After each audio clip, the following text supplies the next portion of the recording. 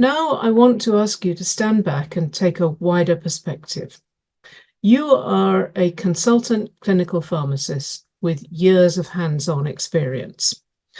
How far does your current position take you away from the bedside, where you could be using that knowledge to the benefit of patients? That's a really good question, and one that I've had to run through in my mind quite a lot over the years. You're right, I'm a consultant paediatric clinical pharmacist by trade. It's been my career, and it wasn't until I became the chief pharmacist that I really lost most of my hands-on. And then in my new role as well with the research and innovation side. I think there's two things about that. Do I miss it? The answer is yes, because that's been my trade. But I think there's also a time when you can see the bigger picture that needs sorting out, and you sort of think, well, who's going to, and how do you get involved with that? I think what's important, going back to are my skills being lost at the bedside? Yes, at the bedside, but I still have to have an understanding of what's happening at the bedside. I think my wife did say, could I just go into consultancy?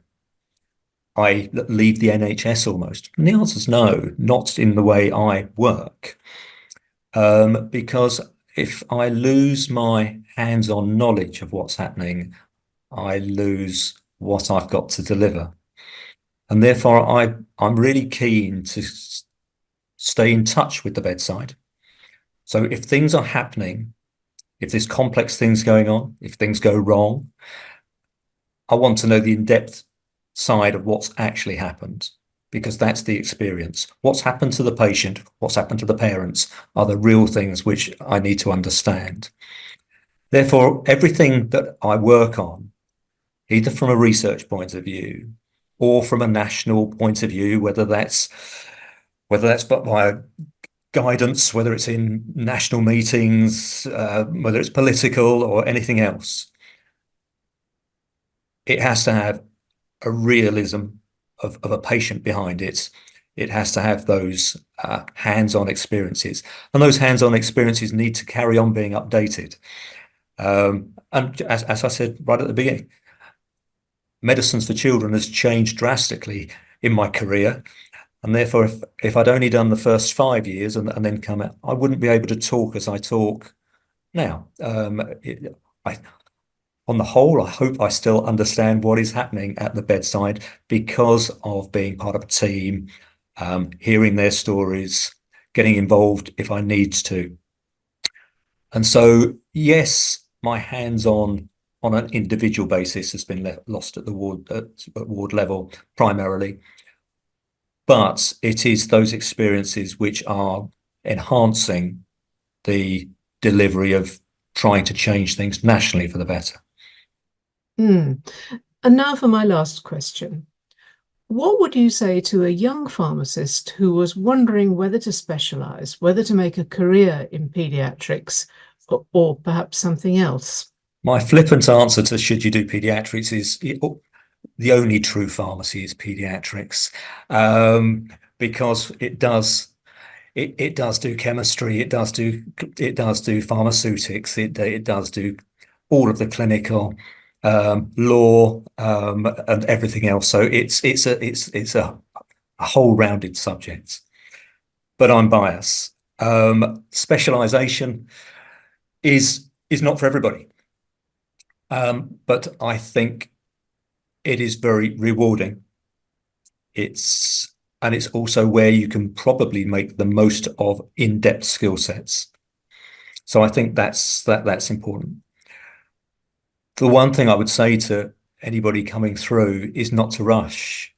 There is, at the start of everybody's career, there is a partly financial, but not is a rush to the top. It's a long career. You know, you've got 40 years, and make the most of it. So there's something about enjoying it, and it doesn't matter if you opt out at times, go and do your PhD or whatever. And I think it's really important that there isn't just this rush to the top. There is something about having a broad understanding. Whilst I would say I went into paediatrics very early. That wasn't by choice. It was just what happened. But I did do some adults. I did do some mental health alongside, and I still look back on those. And I think the broader your background training is, the better. Have a bit of everything, because then you can talk to everybody about different aspects. You don't have to specialize immediately. That can come along. It is really rewarding. Obviously, say biased with paediatrics, I think there's something about how the world pictures paediatrics. There is something about the fact that they are a vulnerable population.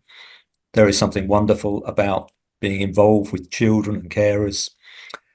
And on the whole, the multidisciplinary team for paediatrics are very friendly people. I don't know if they go into it just because they're people who like playing with children, or something else, but it's generally a very nice team to work with. But there is something about building it up slowly. There is no point in rushing. And I think that would be my advice to anybody. Make the most of every experience. The bit that I think defines whether you will be good as you go through is having that questioning mind. And it's where I would advocate that research, education, and practice are all part of the package. And you only have to think of doctors have probably done it for a long time. There aren't many doctors who are top of their career in a specialization who aren't publishing, who aren't out there teaching. And there is a reason behind that. If you're going to be at the top of your game, which is probably where you want to be if you're going into specialization, there is something about getting up there. You can't get to the top and sit still. Therefore, you have to move the agenda along. And to move the agenda along, you've got to get involved with research and education. And it doesn't matter how you look at that. Obviously, there's PhDs and all sorts of things, but there's that inquiring mind. If something hasn't quite worked, well, have a look into it, and gain that knowledge. Why? Teaching. To be able to teach well, you've got to know your subject well. And just being a teacher forces you to do your background work and understand what the evidence is behind, because somebody will challenge you. And it's much nicer to be upfront and being able to answer a challenge than it is to just say, oh, I don't know. That's not the best teaching. The best teaching is people who really know their topic.